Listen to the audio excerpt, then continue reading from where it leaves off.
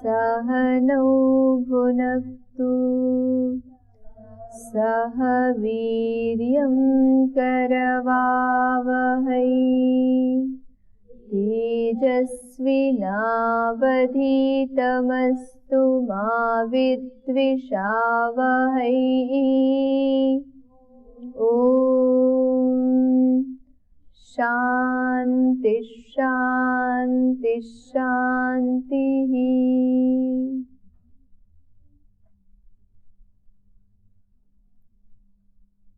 हम व्यवहार भानु इस ग्रंथ का स्वाध्याय कर रहे हैं और इस ग्रंथ के स्वाध्याय में हमारा क्रम चल रहा था कि ब्रह्मचारी किसे कहते हैं। उसके बाद में ब्रह्मचारी के गुण भी देखे हमने साथ ही साथ, और फिर कि आचार्य किसे कहते हैं इसका प्रश्न उठता है, क्योंकि ब्रह्मचारी के विषय में बताते हुए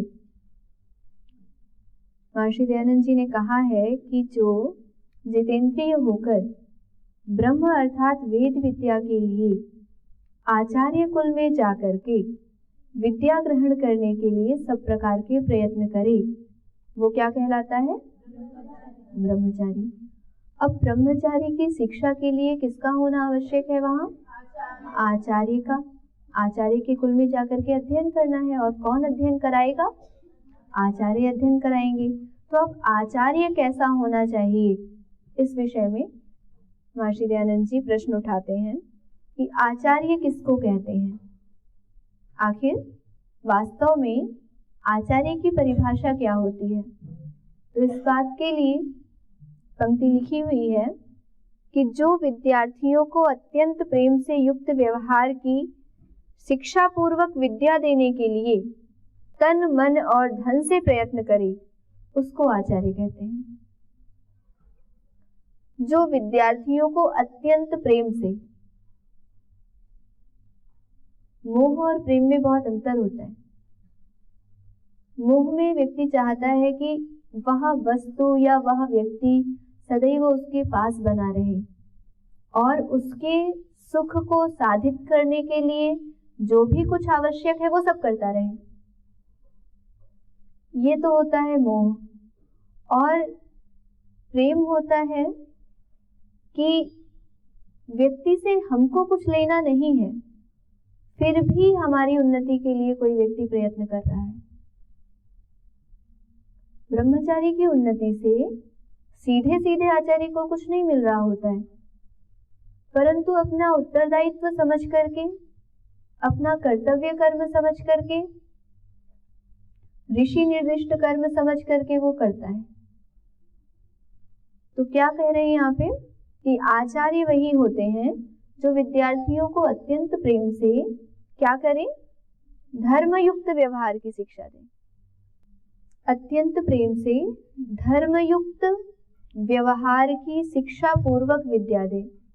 अर्थ ये है कि जो आचार्य है उसका दायित्व होता है कि वो विद्यार्थियों को धर्मयुक्त व्यवहार सिखाए, और धर्मयुक्त व्यवहार सिखाते हुए विद्या दे।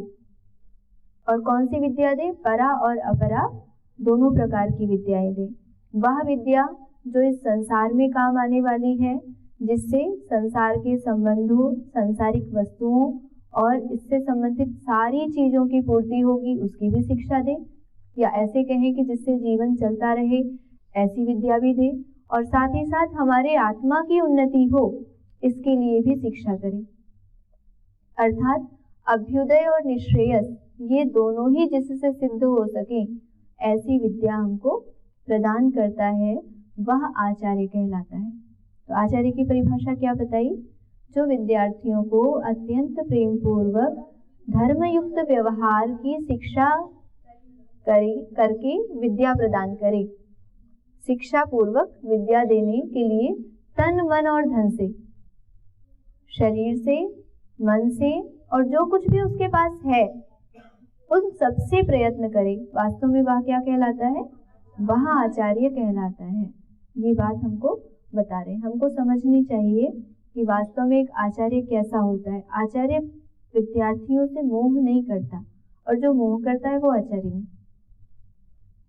क्योंकि मोह जो है उसकी एक सीमा होती है। जब तक सुख मिल रहा है किसी वस्तु से तब तक उसमें मोह होता है। जैसे ही सुख मिलना बंद हो जाता है वैसे ही वहां से मोह भी समाप्त हो जाता है, बल्कि क्या हो जाता है वहां पर द्वेष हो जाता है। सुखानुशयी रागः दुखानुशयी द्वेषः। जब तक सुख मिल रहा है तब तक उससे राग है, जब तक दुख मिल रहा है तब तक उससे, और यदि राग है तो द्वेष होना अनिवार्य है। वहां द्वेष होगा ही होगा, क्योंकि आपने किसी सिक्के को देखा है, सिक्के में कोई कहे कि चित तो है लेकिन पट नहीं है, ऐसा कभी हो सकता है? चित है तो पट भी होना ही होना है। कोई कहे संसार में दिन है रात है ही नहीं, दिन तो है यदि, तो इसका मतलब रात भी अभी है। समय का परिवर्तन हो सकता है पर दिन है तो रात है। तो इसी प्रकार से यदि राग है तो द्वेष भी होगा ही होगा। समय आने पर द्वेष होना वहां पर पूर्ण रूप से संभावित होता है, परंतु प्रेम में ऐसा नहीं होता। प्रेम एक ऐसी चीज है जो ना तो सुख लेने से या देने से बढ़ती घटती है, ना ही किसी के दुख देने से घटती है। कोई ऐसा सोचे कि मैं किसी को बहुत अधिक सुख पहुंचाऊं तभी वो व्यक्ति हमसे प्रेम करेगा, या हम किसी को दुख देने लग जाएं तो प्रेम नहीं करेगा, ये जो कम ज्यादा होता है ना वो प्रेम नहीं होता। उसको दुनिया उस प्रेम शब्द से व्यवहार भले ही कर ले, पर वास्तव में वो मोह ही होता है, क्योंकि प्रेम करना सबके बस की बात नहीं होती है ना। ये बहुत उच्च स्थिति वाले योगियों की, महात्माओं की, साधकों की एक वास्तविकता है। बाकी संसार में जो लोग कहते हैं ना, वास्तव में वो मोह ही होता है और कुछ होता नहीं है, और जिसका परिणाम द्वेष होता है, जिसका परिणाम सुख के पूर्ति के पर्यंत ही होता है। जब तक सुख मिल रहा है तब तक मोह है, जैसे ही सुख हटा वैसे ही मोह हट गया, वैसे ही बंधन टूट गए। तो इसीलिए जो हमारे आत्मा की उन्नति के लिए और बाह्य जीवन की उन्नति के लिए, दोनों ही उन्नतियों के लिए धर्मयुक्त व्यवहार की शिक्षा देकर के विद्या को प्राप्त कराए, और विद्या देने के लिए तन मन और धन तीनों से सदा प्रयत्नशील रहे, वह आचार्य कहलाता है, अन्य आचार्य नहीं कहलाते। और वैसे भी आचार्य की व्याख्या करते हुए निरुक्तकार यास्क जो हैं वो कहते भी हैं कि आचार्य कस्मात्, तो आचारम ग्राहयति एतस्मात् आचार्य, आचिनोति बुद्धिम आचिनोति अर्थान एतस्मात् आचार्य। आचार्य वह होता है जो हमें आचरण को ग्रहण कराए, हमें ये सिखाए कि कैसे उठना है, कैसे बैठना है, कैसे किसके साथ व्यवहार करना है, कैसे ध्यान संध्या उपासना करनी है, ईश्वर के साथ हमारा संबंध क्या होना चाहिए, संसार में मित्र के साथ, माता पिता के साथ, बंधु बांधवों के साथ, संबंधी जनों के साथ हमारा संबंध कैसा होना चाहिए, जो हमें ये समझाए कि हमें किस प्रकार से अपने जीवन को आगे बढ़ाना है, उन्नत करना है, किस प्रकार अपने जीवन में आचरण व्यवहार करना है ना। तो जो ये सब बताता है वास्तव में वही आचार्य होता है। मात्र गणित आदि विषयों को पढ़ा देने वाले व्यक्ति को, या हिंदी आदि विषयों को, भाषाओं को, संस्कृत को मात्र जो अक्षर रूप में आपको पढ़ा देता है, वास्तव में वह मात्र उपाध्याय होता है, वह आचार्य नहीं होता। आचार्य एक बहुत बड़ी पदवी है जो हमारी भारतीय संस्कृति में बहुत ऊंचा स्थान रखती है। सबसे ऊंचा स्थान आचार्य का होता है। तो इस प्रकार से आचार्य कौन होता है वो हम देख रहे हैं। अब आचार्य को बताने के बाद में फिर बता रहे हैं कि आखिर बालकों की शिक्षा कैसे करें। अपने संतानों के लिए माता पिता और आचार्य क्या क्या शिक्षा करें। आचार्य और माता पिता प्रश्न उठाते होंगे महर्षि दयानंद जी के सामने, इसीलिए अपने ग्रंथ में वो एक प्रश्न उठा रहे हैं कि माता पिता और आचार्य अपने संतानों की और शिष्यों की किस प्रकार शिक्षा करें, है ना। तो अब ये कह रहे हैं कि मातृमान पितृमान आचार्यवान पुरुषो वेद। ये आपका जो वाक्य है ये शतपथ ब्राह्मण का है। कहाँ का है वाक्य ये?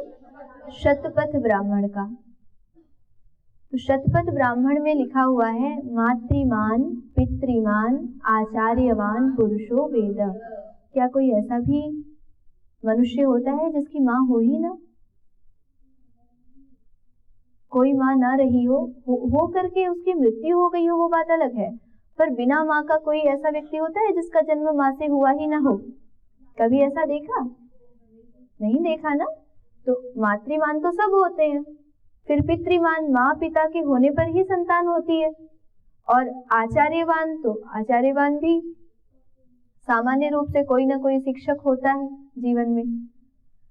तो यदि सामान्य रूप से देखा जाए तो माता पिता सभी के होते ही होते हैं। फिर इस वाक्य का क्या मतलब है? मातृमान पितृमान आचार्यवान पुरुषो वेद। तो मातृमान का अर्थ धार्मिक माँ से है, विदुषी माँ से है, समझदार माँ से है, कि वास्तव में उसे ही पुरुष जानना चाहिए, वास्तव में उसे ही मनुष्य जानना चाहिए जो मातृमान है, अर्थात जिसकी माता धार्मिक है, विदुषी है, संबंधों को समझने वाली है, मोह ना करके प्रेम करने वाली है। मोह करने वाली माताएं कहती है कि आ जाओ मेरे पास रहो, इतने दिन की छुट्टी मिल जाए तो और अच्छा है, 10 दिन की छुट्टी और बढ़ जाए तो और अच्छा है। लेकिन जो समझदार माताएं होती हैं वो मन में विचार करती हैं कि मैं तो कितने दिन हूँ, अगर मेरा बालक या बालिका उच्च शिक्षा को प्राप्त कर लेगा तो वह अपनी आंतरिक उन्नति के फलस्वरूप अंदर से भी संतुष्ट रहेगा, बाह्य विषयों के अध्ययन के फलस्वरूप बाह्य विषयों में निष्णात होकर के, और जीवन के लिए कभी उसे अन्य संघर्ष करना नहीं पड़ेगा। तो क्योंकि मेरा जो पुत्र या पुत्री है वह प्रसन्न रहेगा तो अंततोगत्वा मुझे ही प्रसन्नता होगी। तो आंतरिक विकास को, बाह्य विकास को मूल में रखते हुए अपने सुख दुख को जो किनारे रखते हैं, वास्तव में वो असली माँ होती है। जो माँ अपने बच्चे को धार्मिक शिक्षाएं दे, आध्यात्मिक शिक्षाएं दे, अपने शिशु के मन को, बुद्धि को, उसके आचरण को अच्छा बनाने के लिए शिक्षा करे, वास्तव में वही माँ अच्छी होती है। तो इसीलिए यहाँ कहा जा रहा है कि अहो भाग्य उस मनुष्य का है जिसका जन्म धार्मिक विद्वान माता पिता और आचार्य के संबंध में हो। किसका अहो भाग्य है? जिसका जन्म धार्मिक विद्वान माता पिता के और आचार्य के संबंध में हो। हमारा 2 बार जन्म होता है सभी का। कब? एक बार माँ के गर्भ से और एक बार आचार्य के गर्भ से, जिसको हम कहते हैं ना तम रात्रिस्तिस्र उदरे बिभर्ति तम जातम द्रष्टुम अभिसंयन्ति देवाः। 3 दिन तक आचार्य अपने ब्रह्मचारी को गर्भ में रखता है। गर्भ में रखने का मतलब है उसको अपने इतने निकट रखता है जिससे अधिक निकटता और किसी की हो नहीं सकती।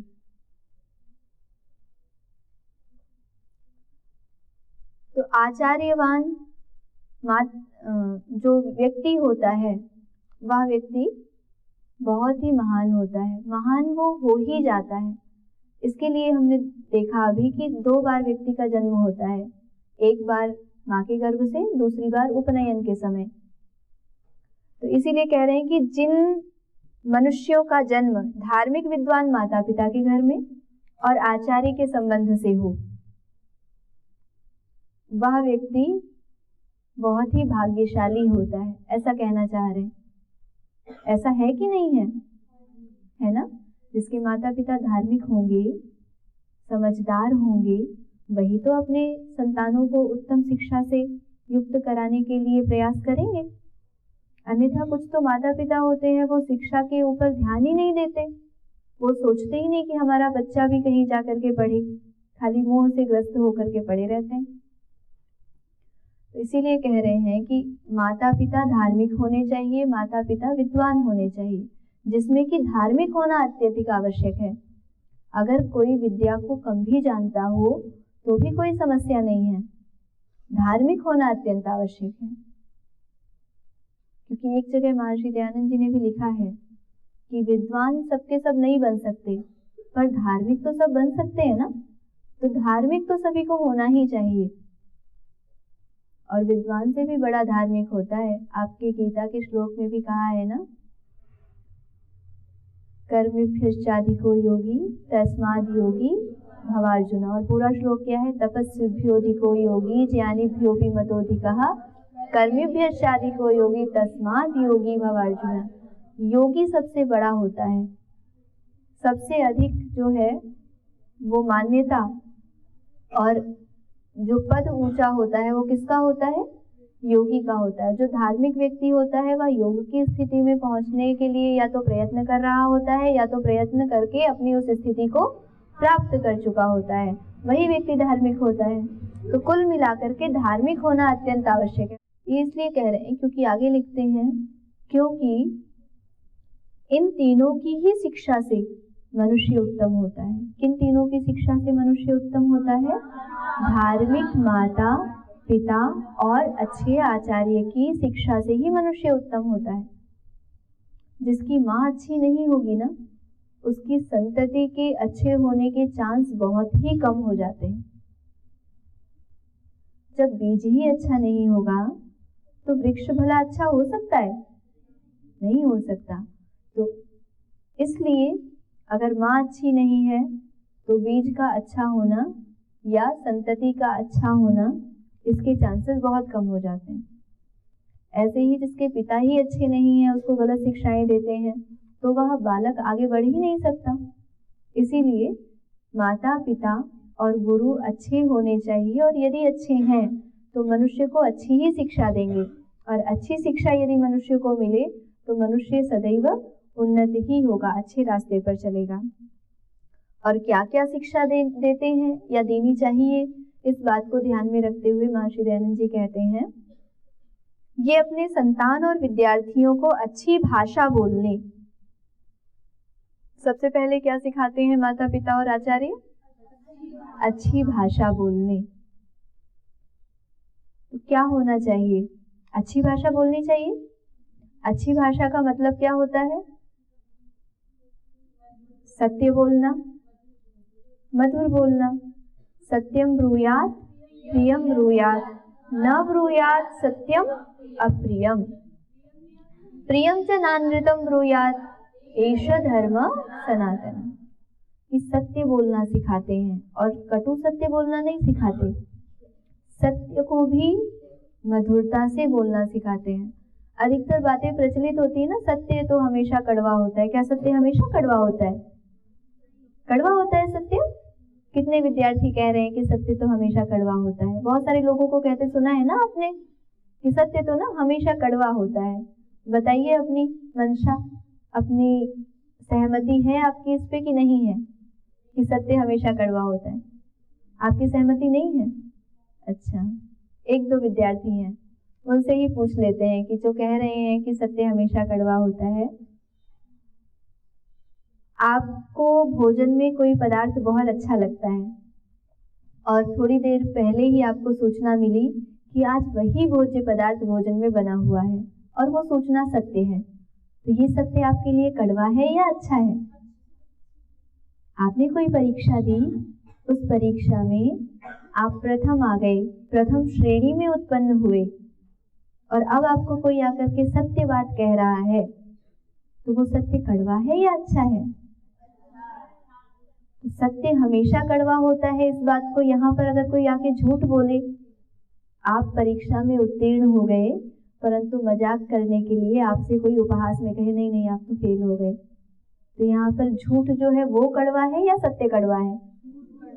झूठ कड़वा है। तो ये एक बहुत बड़ा भ्रम फैलाया जाता है दुनिया में कि सच तो जी हमेशा कड़वा होता है और हम सच बोलते हैं इसीलिए हमारी बात सबको कड़वी लगती है।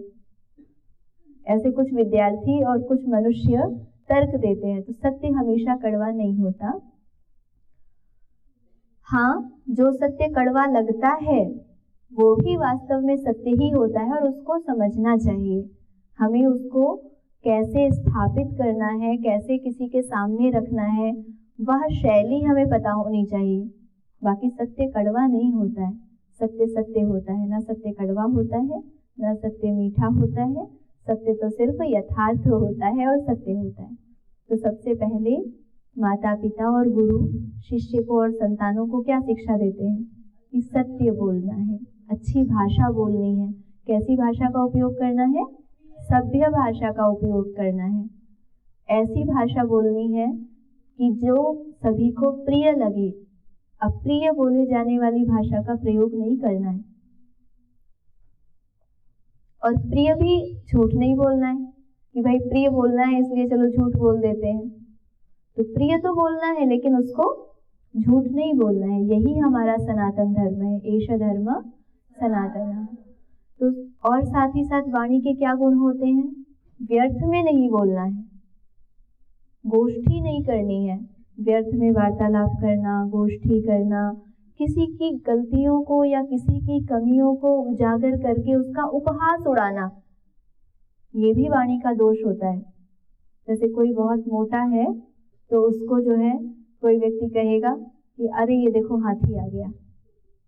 वास्तव में ठीक है, अगर कोई मोटा है फिर भी उसका जो उपहास उड़ाना है ये गलत बात है। लेकिन उसी उपहास को यदि कोई इतने अच्छे से कहे कि उस व्यक्ति को ये समझ में भी आ जाए कि चलो हम प्रयत्न करते हैं इसको ठीक करने के लिए, परंतु उसका अपमान न करे, उसके भले के लिए कहे, तो उस शैली से कहे, तो फिर उसको गलत नहीं माना जाता। तो सत्यम ब्रूयात प्रियम ब्रूयात, न ब्रूयात सत्यम अप्रियम, प्रियम जनानृतम ब्रूयात, एष धर्म सनातना। तो सबसे पहले माता पिता और आचार्य हमको बोलने की, भाषा की शिक्षा देते हैं और साथ ही साथ बताते हैं कि अपशब्द नहीं बोलना। सबके नाम के आगे आप लोगों को बताया जाता है ना, जी लगा करके प्रयोग करना, कि ये शब्द नहीं बोलना, यार आदि शब्दों का प्रयोग नहीं करना। हम बताते हैं ना आपको, ये अच्छे शब्द नहीं है, ठीक है, सामान्य समाज में इनका उपयोग होता है, पर वास्तव में हमने आपको इसका अर्थ बताया है ना। अर्थ की दृष्टि से ये कोई अच्छा शब्द नहीं है। हमारे पास शब्दों की कमी है जो हम खराब शब्दों का प्रयोग करें? नहीं है कमी, हम तो संस्कृत को पढ़ने वाले हैं। हमारे पास तो इतना अधिक शब्द भंडार है, विश्व की सबसे अधिक समृद्ध भाषा के जानने वाले हैं, उसको पढ़ने वाले हैं। तो हमारे पास कोई शब्दों की कमी नहीं, इसलिए अनुचित शब्दों का प्रयोग नहीं करना चाहिए। सबका सम्मान पूर्वक अभिवादन करना चाहिए। ये भी सिखाते हैं ना आचार्यगण, माता पिता। बच्चे जब छोटे होते हैं तब से ही सिखाते हैं कि अपने से बड़ों को नमस्ते करो, अपने बराबर वालों को भी अभिवादन करो। और साथ ही साथ जब भी कोई बात कहो तो बहुत ही विनम्रता से कहो, आक्रोश में आकर के मत कहो, रिएक्ट मत करो, रिस्पॉन्स दो। तो ये ना बहुत अलग सा एक शब्द मैंने बोला है, इसको ध्यान से समझना। एक तो होता है रिएक्ट करना और एक होता है रिस्पॉन्स करना। जैसे मैंने किसी विद्यार्थी को कहा कि देखो आज मुझे सूचना मिली है कि आज आपने इस अपशब्द का प्रयोग किया। मान लीजिए किसी विद्यार्थी में से आपको ही किसी को मैंने बोल दिया, ठीक है। मान लीजिए मैंने दीक्षिता जी को बोला कि दीक्षिता जी आपकी शिकायत आई है मेरे पास, आज आपने एक दूसरी बहन को ऐसा ऐसा अपशब्द बोल दिया। अब दीक्षिता जी के पास दो ऑप्शन हैं, एक तो वो रिएक्ट करे, दूसरा वो रिस्पॉन्स करे। तो रिएक्ट करे तो क्या करेंगी? गुस्सा हो जाएंगी, मैंने कब बोला, मैंने ऐसा बोला क्या? तुरंत क्रोध आ जाएगा, और क्रोध अगर नहीं निकल पाया तो आंसू आ जाएंगे। क्योंकि जब हमारी इच्छाओं का विघात होता है ना, तो या तो वो क्रोध के रूप में निकलता है या तो वो फिर दुख के रूप में बाहर आता है, तो वो आ जाएगा। तो ये तो हो जाएगा रिएक्ट करना। रिस्पॉन्स करना क्या होगा कि यदि उनको याद है कि हाँ उन्होंने गलत बोला है तो उसको स्वीकार करके और आगे के लिए प्रतिबद्ध हो कि जी ऐसा हो गया था, मेरा अभ्यास गलत है, मैं इसको ठीक कर लूंगी, है ना। दूसरा रिस्पॉन्स और क्या हो सकता है कि यदि इन्होंने मान लीजिए गलती नहीं की है तो क्या करना चाहिए कि हाँ आपको ऐसा जरूर किसी ने कह दिया होगा, पर मैंने ऐसा किया नहीं है। बहुत ही विनम्रता से बता सकते हैं। फिर भी यदि कोई कह रहा है तो भी शालीनता से कि ठीक है, आप कह रहे हैं तो मैं ठीक है, पर मैं आगे से कभी भी ऐसी गलती नहीं करूंगी जबकि आपको मेरी शिकायत मिले। तो ये दोनों में अंतर है। पर हम अक्सर क्या करते हैं, रिस्पॉन्स करते हैं या रिएक्ट करते हैं? हम उत्तर देने के लिए तैयार रहते हैं। हम ये समझने के लिए तैयार नहीं रहते कि सामने वाले व्यक्ति की कौन सी परिस्थिति होगी जब आकर के उसने मुझे ये कहा है। हम परस्पर में भी बहुत रिएक्ट करते हैं। तो वास्तव में जो माता पिता हैं, धार्मिक माता पिता और अच्छे गुरु आचार्य, वो विद्यार्थियों को सिखाते हैं कि आखिर कैसे आपको रिस्पॉन्स करना है। आपको रिएक्ट नहीं करना है, आपको रिस्पॉन्स करना है। तो इस प्रकार से हमें सीखना होता है जीवन में कि आखिर हमें प्रतिक्रिया देनी है या समाधान की ओर सोचना है। जो लोग प्रतिक्रिया देते हैं वो जीवन भर प्रतिक्रियाओं में ही रचे बसे रहते हैं और बुढ़ापे में उन्हें कोई पास नहीं बैठने देता, ना ही उनके पास कोई जाता है। क्यों? वो बुढ़ापे में भी प्रतिक्रिया देते रहते हैं। तो इसीलिए सबसे पहले हमें अपनी वाणी के दोषों को दूर करना चाहिए और उसके बाद ऐसे ही एक एक बात को महर्षि दयानंद जी हमारे सामने रखते हैं कि क्या करना चाहिए, क्या नहीं करना चाहिए। तो उसको भी हम अगली कक्षा में देखेंगे। ओम शांति शांति शांति।